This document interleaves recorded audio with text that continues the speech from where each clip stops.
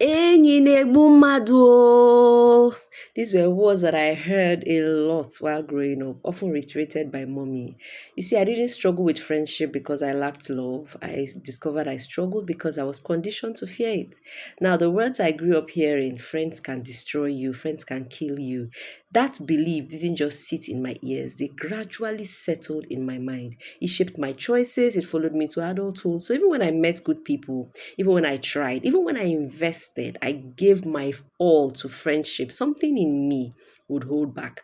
Not because I didn't want deep friendships, but because somewhere in my subconscious connections felt unsafe.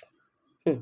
At my age, I can count my real friends in one hand, and I'm not kidding. Yet I'm surrounded by a lot of people. And for a long time, I thought maybe I just haven't met the right people. Maybe I didn't try hard enough. I didn't give enough. I didn't commit enough. But the truth is actually deeper than that. It is conditioning.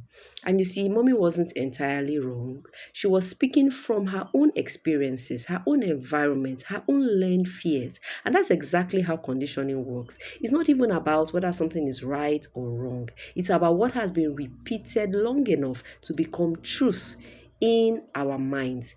Mindset, you see, is built on information. When we teach in entrepreneurship about the growth mindset, that's what we teach. Information repeated over time gradually becomes belief, and that belief shapes behavior. So think of it like maybe wet cement. At first, it's soft, it's flexible, adjustable, but once it sets, it becomes so solid that to change it, you just cannot adjust it. You actually have to break it and rebuild. And you see that process, it's not easy. And that is why many of us are trying to fix our lives from the surface, but we're not getting the results that we want, because changing habits, changing people, changing environments are not all that there is.